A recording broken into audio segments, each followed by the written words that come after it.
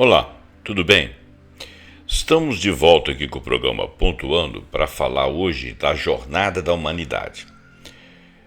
Jornada da Humanidade é de um autor chamado Oded Gaylor, que foi apontado aí por alguns articulistas como o novo Sapiens, aquele que era do Yuval Noah Harari.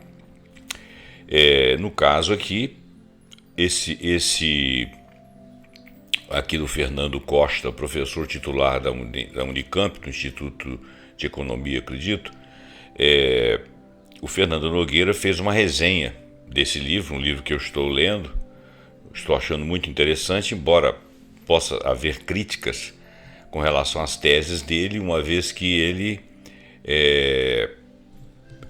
ninguém é uma tese, ninguém tem que acreditar e aceitar necessariamente todos os postulados. Mas o estudo que ele fez, mais de 30 anos de estudo, 30 setores diferenciados em pesquisa, e não é um trabalho que ele fez apenas com o seu achismo, é algo baseado em conclusões em cima de pesquisas. Claro que você pode discutir algumas pesquisas, você pode discutir a conclusão dele, como pode alegar outras pesquisas que confrontem ou que pelo menos traduzam a resposta final como algo um pouco diferente, não necessariamente apoiando todas as teses dele. Mas eu reputo que como estudo é um estudo interessante. Como tese é algo que você pode discutir e discordar. Eu tenho aqui dois pareceres, mas como os textos são extensos, porque o livro é um livro denso de conhecimentos, eu talvez me atenha a um só. Um deles, o primeiro aqui é do Fernando Nogueira da Costa, que é o professor titular do IE Unicamp. Ele foi publicado em 2020 e 2023, em abril, e ele começa assim. Vamos ao texto. Antes de mais nada, antes de começar o texto propriamente dito, eu vou pedir para você deixar o seu like, compartilhar esse podcast vídeo e fazer comentários se você achar pertinente. E assinar nosso canal se você for novato por aqui. Bom, então nós estamos falando da Jornada da Humanidade. É claro que é um estudo histórico, é uma pesquisa sobre fatores históricos. Ele quer falar algo sobre a questão da desigualdade atual ou sempre presente na humanidade em relação a populações e países. Vamos ao texto, então a gente vai dirimindo aí algumas dúvidas que eventualmente o título possa ter deixado ou matar a curiosidade de vocês. O economista israelense Oded Gaylor se propôs a uma missão que pode muito bem ser classificada de ambiciosa. Ele quer explicar como o Homo sapiens foi capaz de gerar tamanha riqueza e desenvolvimento tecnológico ao longo da história e responder por que essa riqueza não foi distribuída de forma igual pelo mundo. Ele é um professor da Universidade Brown, nos Estados Unidos, autor do livro A Jornada da Humanidade, da editora Intrínseca, lançado em 2022, que foi recentemente lançado no Brasil, aparentemente no ano de 2023. Eu o adquiri agora, no início de 2025. Por ter desenvolvido durante 3 décadas a teoria unificada do crescimento, o economista Gaylor, o israelense, foi apresentado pelo jornal alemão Frankfurter Allgemeine como um forte candidato ao Prêmio Nobel da Economia. Muito bem. Entre aspas, a teoria é uma tentativa de desvendar as forças fundamentais que determinam ou determinaram a evolução das sociedades humanas a partir do aparecimento do Homo sapiens, diz o nosso prelado economista em entrevista à BBC News Brasil, em 19 de 3 de 2023. A teoria unificada do crescimento, de forma bastante resumida, pode ser descrita da seguinte forma: o cérebro do Homo sapiens deu vantagens sobre outras espécies e proporcionou a introdução de inovações. Inovações possibilitaram mais recursos para um grupo humano, o grupamento humano. Com mais recursos, mais crianças nascem, mais crianças conseguem sobreviver e a população aumenta. Consequentemente, com uma população maior em determinado momento, os recursos para sustentá-la se tornam insuficientes e há um retorno às condições anteriores de pobreza, e esse ciclo se repete por centenas de milhares de anos. Sim, mas há discussões mais à frente de que isso aí pode ser rompido. Como? Nós vamos ver. Mas a Revolução Industrial do século XIX, é o que eu iria mencionar, criou a necessidade de desenvolvimento educacional. Assim, as famílias optam por menos filhos para investir em formação escolar e as taxas de fertilidade começam a cair. Ou seja, os casais começam a ter menos filhos e muitas vezes você tem menos casais formados, menos pessoas que se casam. Continuando, para Gaylor, o progresso tecnológico desde então se converteu em mais uma prosperidade e não em uma população maior. Em outras palavras, ele quis dizer que houve mais progresso tecnológico, que tornou as populações mais prósperas, né, de uma maneira geral, não com uma divisão equitativa de poder econômico ou de bens, mas as sociedades mais ricas, mais prósperas, mas não necessariamente com um número maior. Apesar de que nós evoluímos nesses últimos 2 séculos aí, de uma população de 1 bilhão para 8 bilhões. Bom, mas a Revolução Industrial tem quanto? 300 anos? 400 anos, né?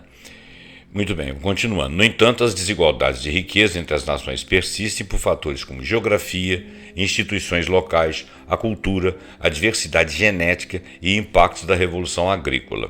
A sua abordagem, né, a de Gale, que é macrohistórica, levou a muitas comparações com outro autor israelense, também israelense, Yuval Noah Harari.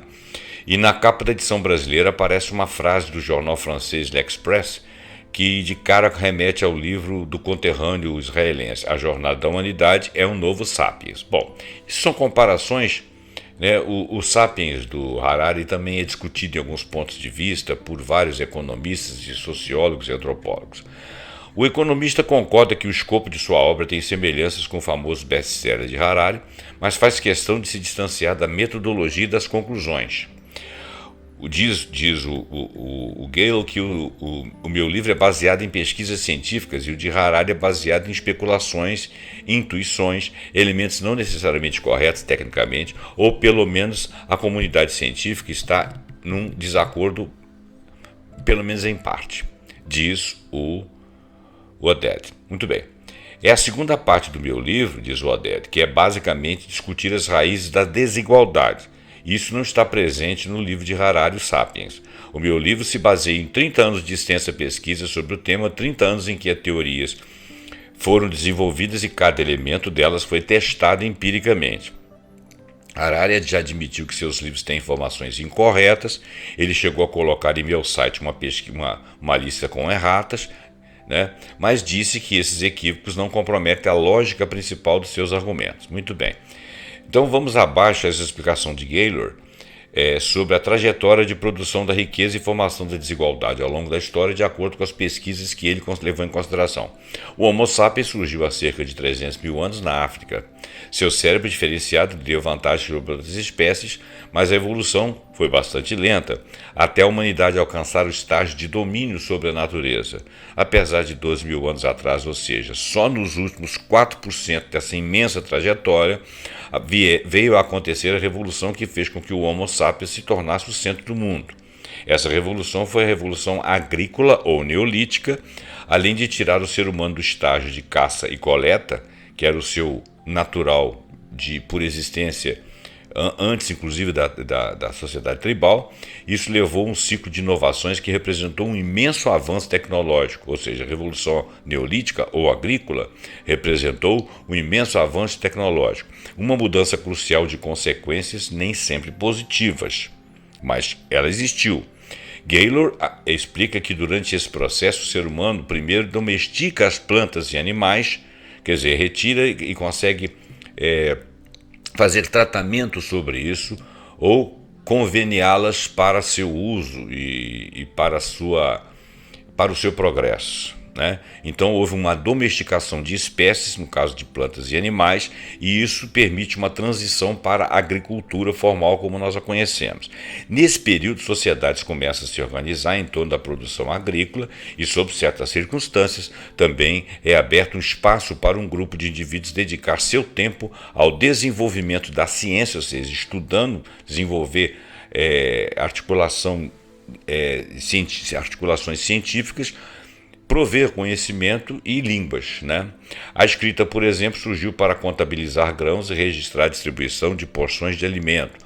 Isso marca o aparecimento de uma elite de conhecimento, permitindo que a sociedade tivesse uma vantagem tecnológica que abrigasse populações maiores e o surgimento de cidades e estados. Um subtítulo nessa apreciação que o professor aqui está fazendo a respeito da obra de Gaylor é a influência da geografia sobre o desenvolvimento. Como um dos elementos centrais da tese de Gaylor, o economista israelense defende que as vantagens geográficas que deram condições melhores para desenvolver a agricultura foram determinantes para as diferenças de riqueza entre países até hoje. Isso aí é fato, né? Existem solos mais aráveis, solos mais ricos, com mais, vou chamar de ingredientes, né? Mas com mais insumos para uma agricultura diversificada, outros mais pobres, com menos insumos, com características de produção agrícola menores e tal. Nós temos noção disso, embora nenhum de nós aqui, eu pelo menos não sou, conhecedor de solos e de agricultura. Não é acidente que a Revolução Neolítica tenha ocorrido em diferentes épocas nas regiões do globo, com diferença de milênios até, diz ele. Porque a Revolução Agrícola aconteceu no Oriente, por exemplo, na região ali do Levante, primeiro que muitas outras regiões. Isso está consignado no livro. A biodiversidade de cada localidade determinava o aparecimento de um grande número de plantas e animais domesticáveis que criaram as circunstâncias para a agricultura. E a Eurásia, no caso, saiu na frente. A Eurásia é um grande continente que nós temos no mundo, né? Ela tinha uma vantagem sobre outros continentes por duas questões. Uma era a biodiversidade propícia, mas a outra foi a questão de orientação leste-oeste do continente. Sem barreiras significativas, práticas agrícolas eram copiadas ao longo de latitudes semelhantes, afirma Gaylor. Quer dizer, populações imitavam coisas, vamos dizer assim, no conhecimento mais horizontalizado.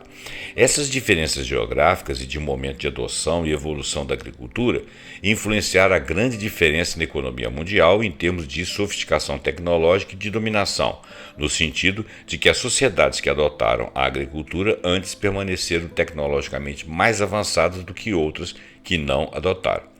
Mas, de acordo com Gaylor, a vantagem de lugares como o Crescente Fértil, uma faixa que vai do Egito, passa pelo Oriente Médio e chega até o Iraque, a primeira região a adotar a agricultura foi perdida a partir do século XVI, quando o setor agrícola entrou em declínio gradual e começou a abrir espaço para o setor urbano.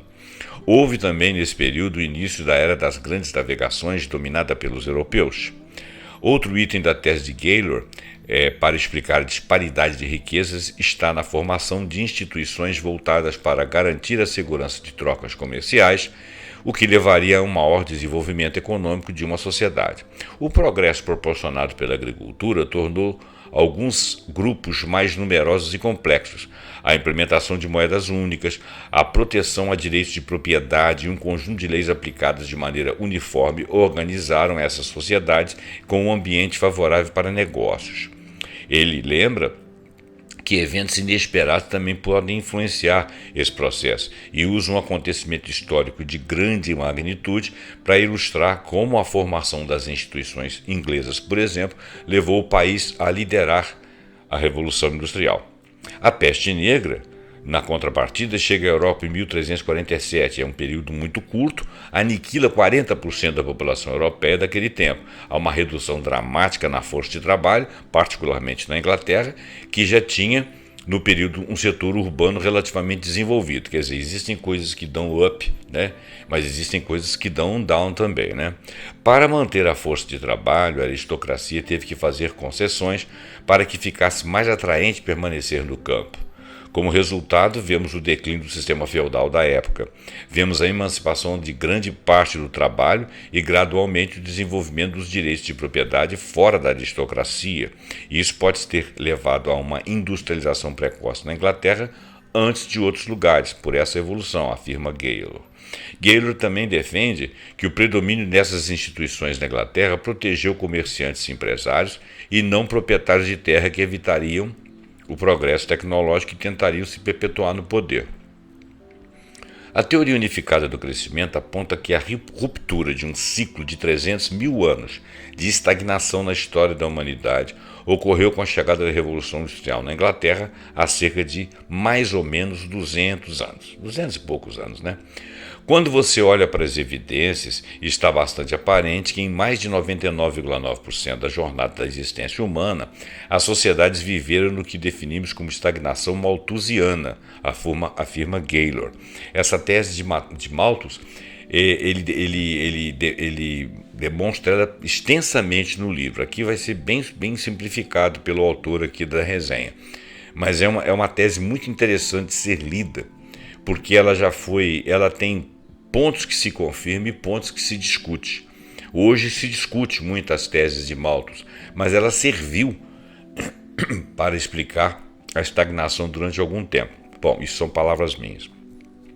O Gaylor se refere à tese do economista Thomas Malthus, muitas vezes associada a programas de controle populacional e alvo de fortes críticas, conforme eu também já disse. A razão pela qual eu apresento Malthus de forma neutra é que, na verdade, ele capturou muito bem o que aconteceu em quase toda a história da humanidade. Só que outros fatores poderiam fazer um ponto de inflexão, isso são palavras minhas, tá? E esse ponto de inflexão demonstrar que a tese dele não é válida a toda a prova. Ela foi válida como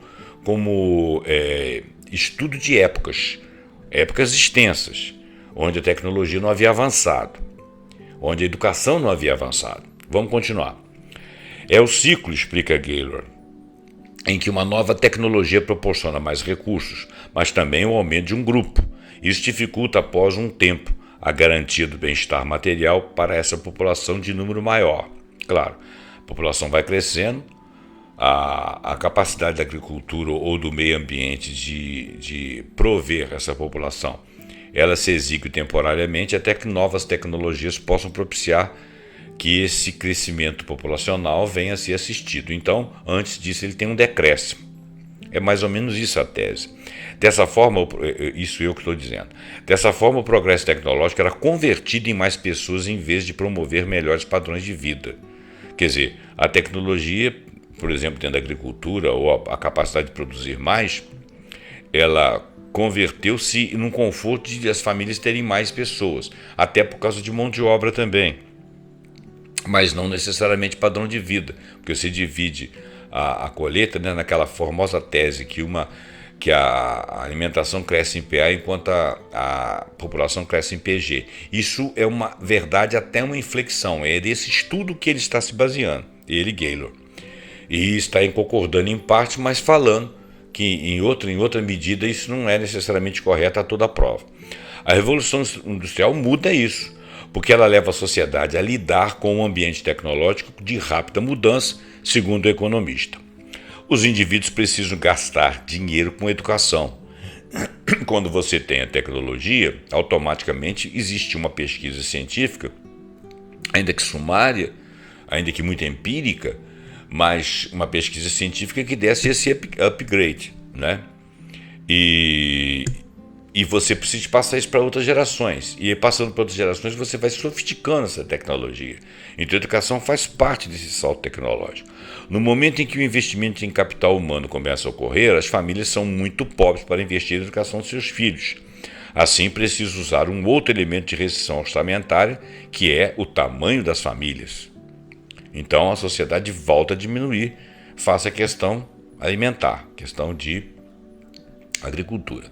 Vemos um declínio dramático nas taxas de fertilidade em consequência, e dessa forma o processo de crescimento é liberado do efeito de contrapeso do aumento da população. Claro, aí você começa a ter mais oferta. Os países que começaram investiram em uma... Desculpa, eu vou ler de novo. Os países que começaram investiram em uma população com formação educacional superior. São os que conseguiram acumular mais riquezas, de acordo com a tese de Gaylor. Mas ele aponta também para melhoras que ocorreram nesse período mesmo em países pobres.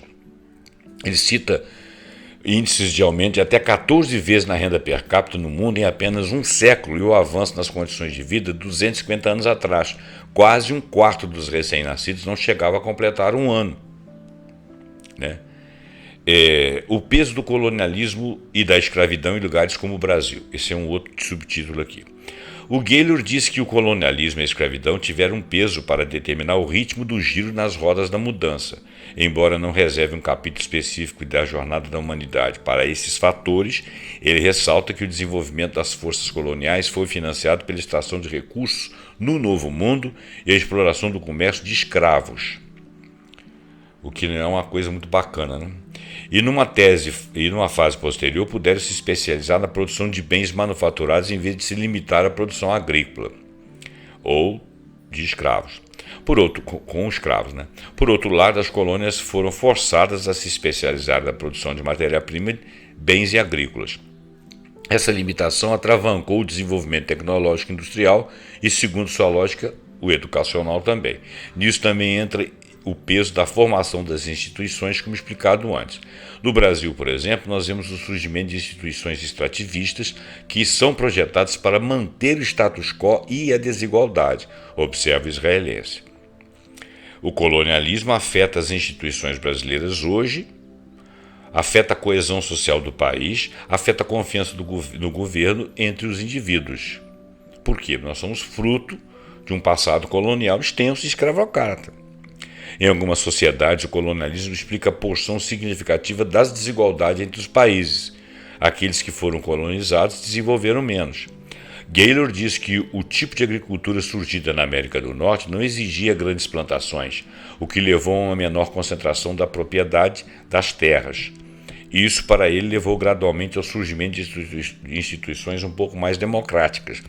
Dessa forma, as instituições podem ser o resultado do tipo das produções agrícolas em diferentes lugares do mundo.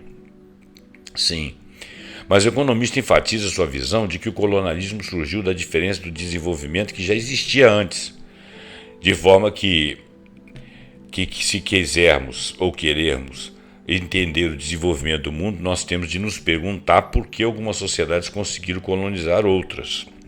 Sim, repare que o Gaylor ele faz análise técnica, ele não faz um juízo de valor, ele não ataca nem defende, obviamente, ele está fazendo ele está fazendo uma análise técnica. Então, se quisermos entender o desenvolvimento do mundo, nós temos de nos perguntar por que algumas sociedades conseguiram colonizar outras. Bom, as que foram colonizadas eram muitas vezes frágeis.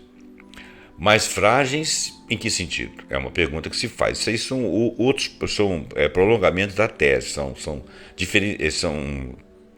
pormenores a serem estudados. Ele não está entrando por aí. A pergunta dele é por que uma sociedade colonizou outra sociedade? Né? Em que sentido? Essa aqui é a pergunta. Influência das culturas e genéticas.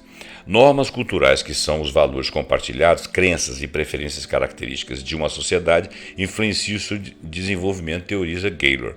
É claro que aqui ele pode sofrer algumas críticas no momento em que ele fizer a avaliação das sociedades que foram colonizadas. Ele pode ser visto como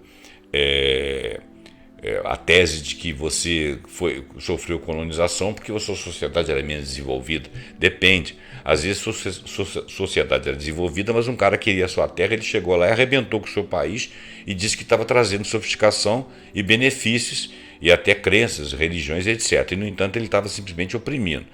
Essa discussão cabe na pergunta que ele fez.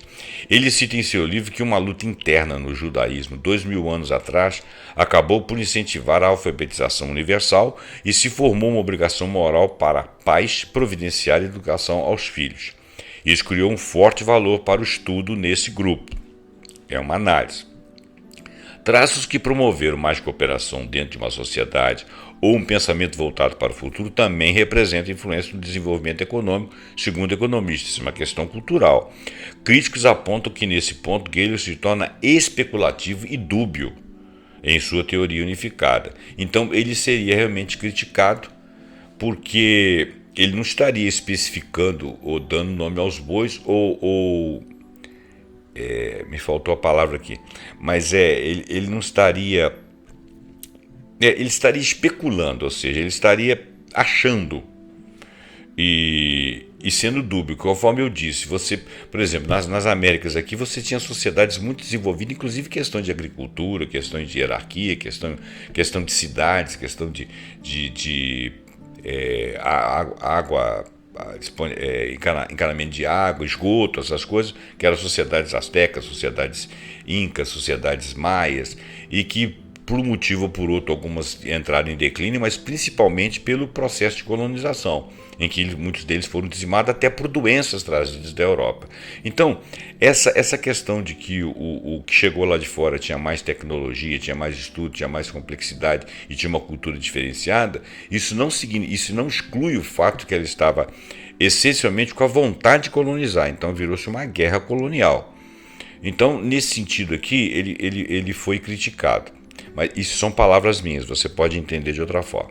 Há ainda mais restrições sobre sua hipótese de que a diversidade genética e cultural em uma sociedade tem bons efeitos, pela polinização cruzada de ideias, de mais saídas para os problemas, e outros considerados ruins, menos coesão social.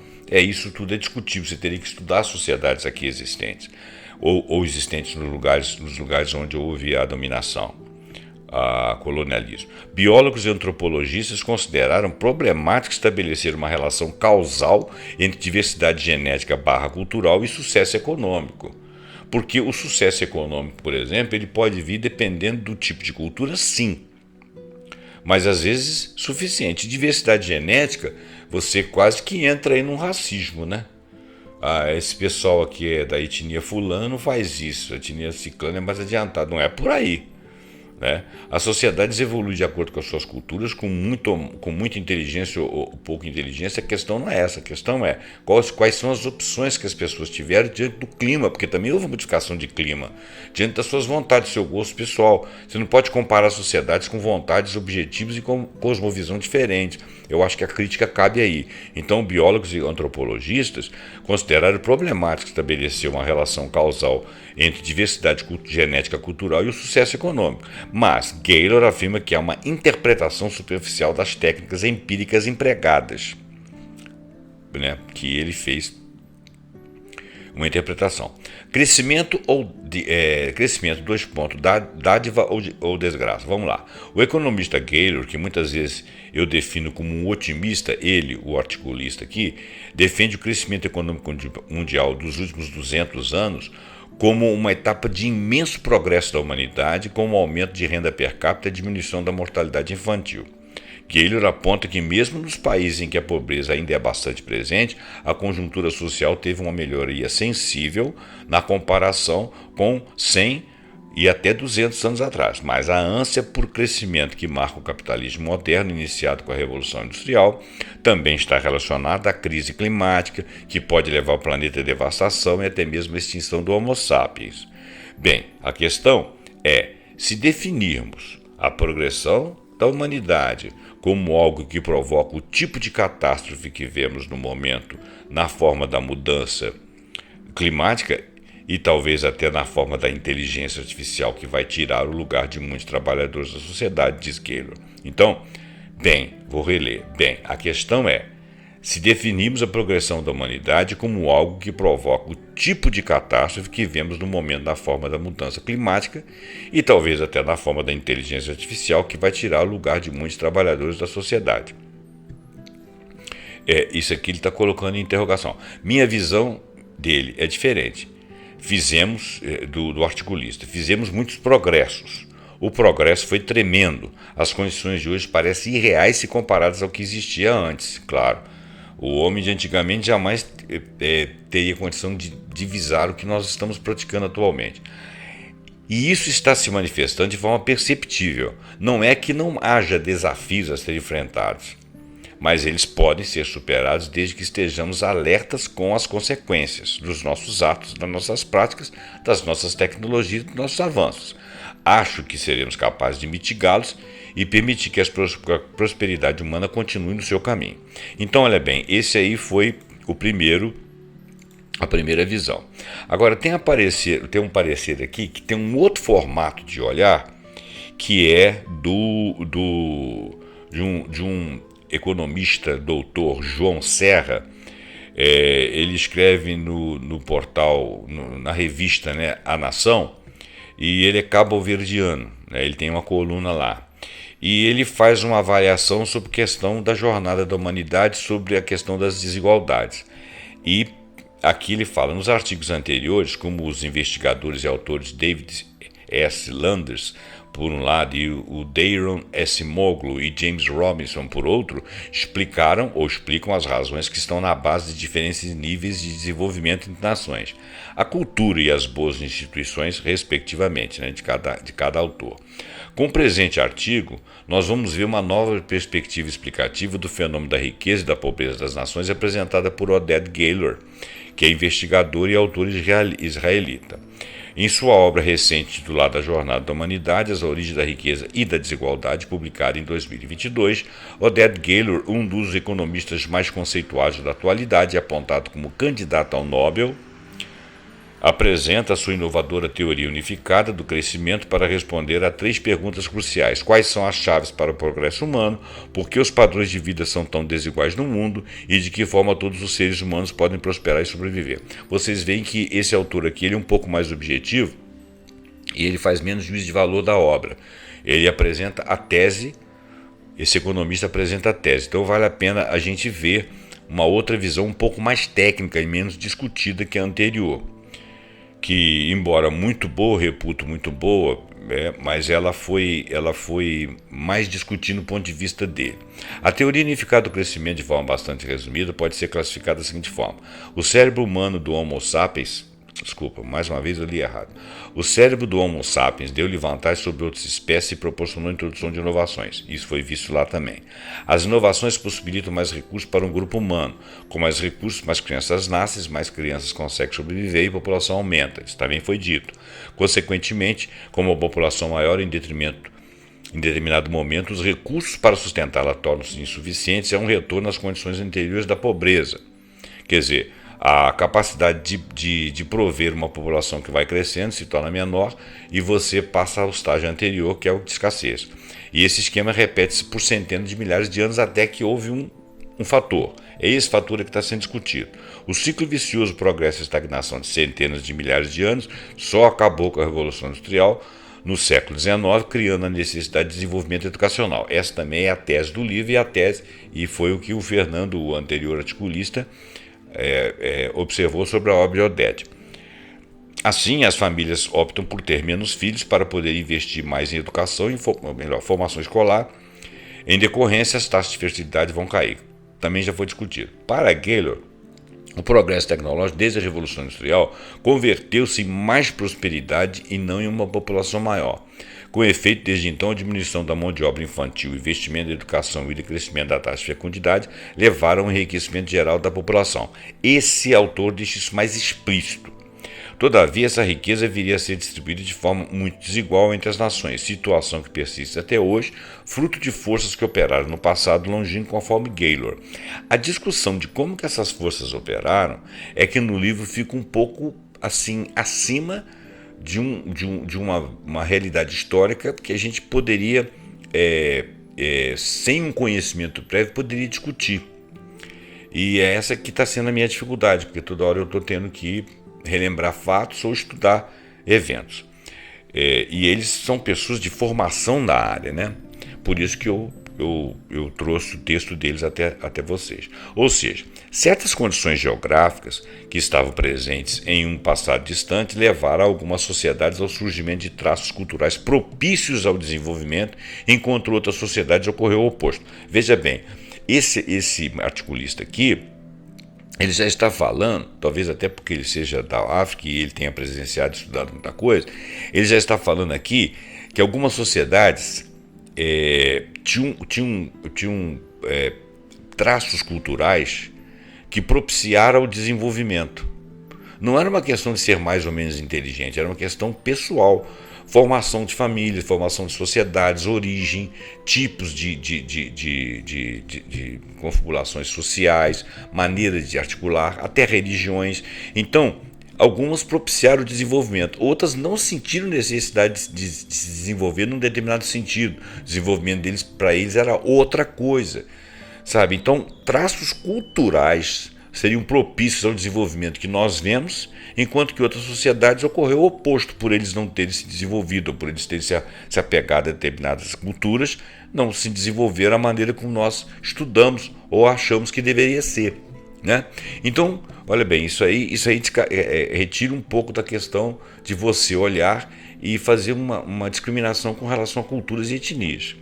Do mesmo modo, a migração de humanos anatomicamente diferentes da África, né? Olha bem, a migração de humanos anatomicamente diferentes da África há quase 300 mil anos levou a diferentes níveis de diversidade em todo o mundo.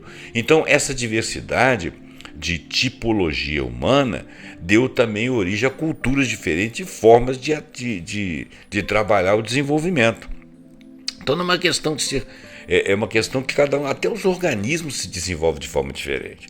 Algumas sociedades são relativamente diversas, outras relativamente homogêneas. Talvez a homogeneidade traga um pouco mais de dificuldade de você ter mais pessoas com mais capacidade de fazer coisas diferentes, enquanto que a homogeneidade mantém menos pessoas com capacidade de fazer coisas diferenciadas. Isso é uma análise minha, eu posso estar errado. Mais uma vez, as forças que operaram no passado distante são essenciais para entender a desigualdade, concluiu Gaylor. Então, algumas sociedades são relativamente diversas, outras relativamente homogêneas, e um certo grau de diversidade está afetando a prosperidade econômica, né? Prosperidade é a maneira como nós a vemos.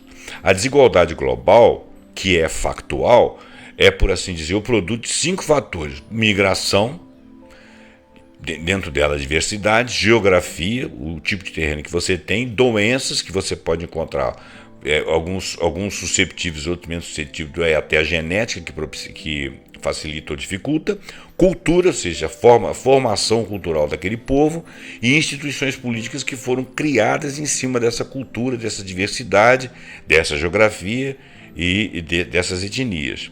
Todavia, dentre esses 5 fatores, 2 constituem os elementos essenciais na tese de Gaylor, que pode ser discutida. O primeiro fator são as vantagens geográficas. Isso é fato. Por darem condições melhores para desenvolver a agricultura, as vantagens geográficas foram determinantes para a diferença de riqueza entre os países até hoje. Isso é óbvio. Agora, não é acidente que a Revolução Neolítica tenha ocorrido em diferentes momentos ou épocas nas regiões do globo com diferenças de milênios, diz ele. Por quê?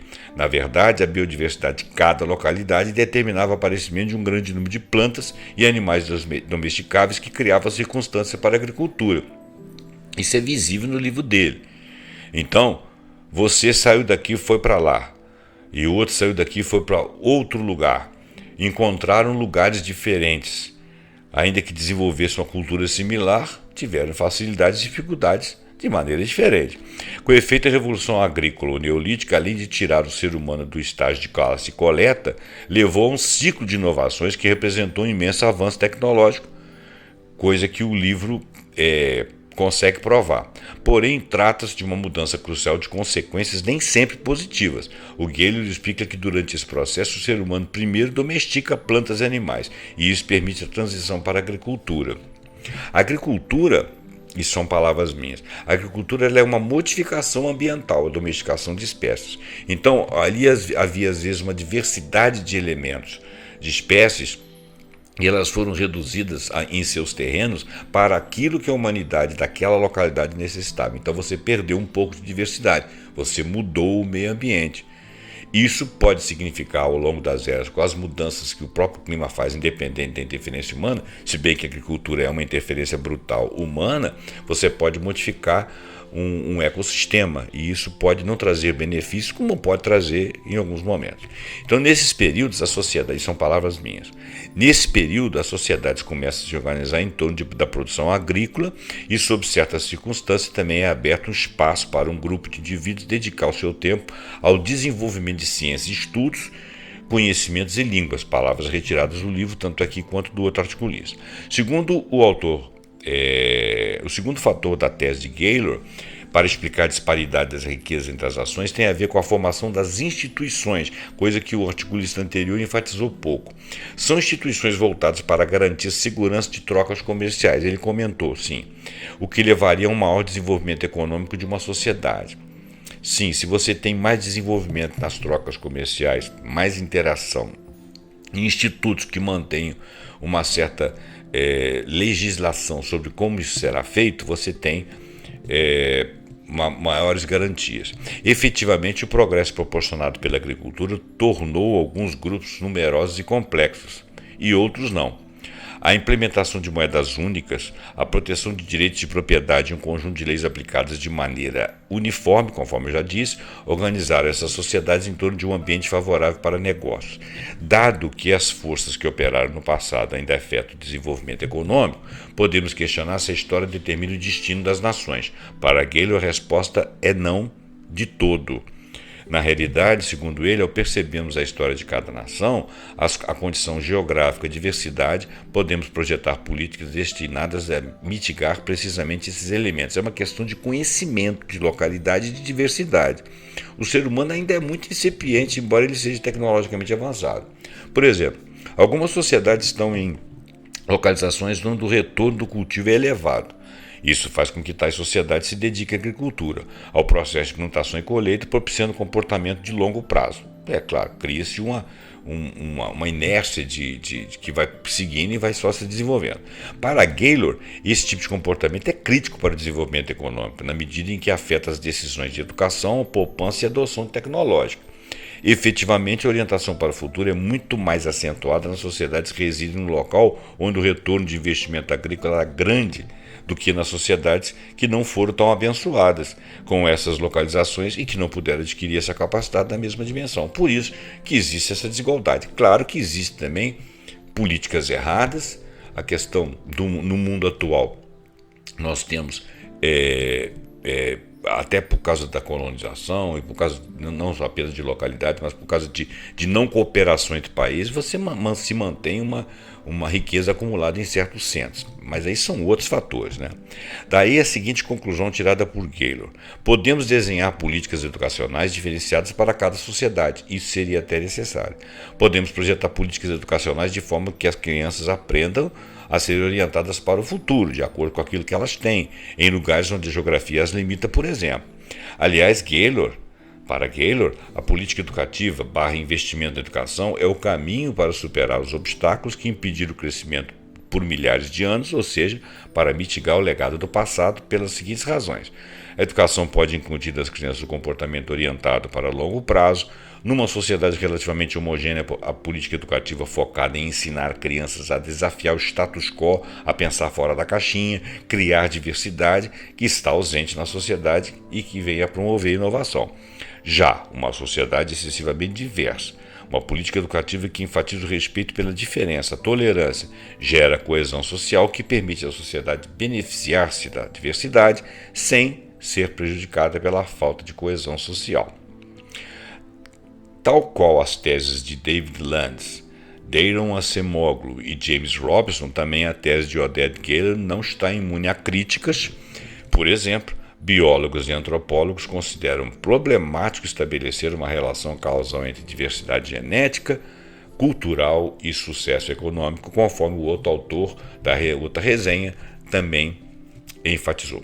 Muito bem, então, olha bem, o vídeo está começando, o podcast está começando a ficar longo. Eu não vou me delongar, embora eu tenha conseguido ler as duas teses aqui, e as duas, fazer as leituras dos dois articulistas, né? E o início aqui do livro, ele faz uma preleção aqui que chama-se Mistérios da Jornada Humana. E nesse mistério da jornada humana, ele apresenta muito das teorias com relação à questão do Homo sapiens, o desenvolvimento das determinadas regiões e um pouco da pesquisa histórica que o fez levantar as suas teses. Tá? A tese dele, como muito forma os dois autores garantiram, não é imune à crítica, né? O livro dele tem algumas semelhanças com o Harari, inclusive o fato dele se precipitar em conclusões que alguns não concordam a priori. O Yuval não se baseou em pesquisas, ele fez mais uma leitura histórica, o Yuval, e foi muito intuitivo. O Gaylor se baseou na pesquisa e chegou a conclusões que podem ser discutidas. Mais autores têm de ler sobre isso, mais autores têm que falar sobre isso. Agora, um fato interessante que existe hoje em dia é a questão da dominação econômica, né? Muito da desigualdade que existe hoje em dia é quando você pega uma sociedade e impede ela de crescer e depois você diz que ela é subdesenvolvida porque ela não tem a competência que você acha que ela deveria ter. Ninguém tem competência a toda prova. Toda sociedade que é dominada de alguma forma, que é oprimida de alguma forma, ela fica reduzida em seu desenvolvimento.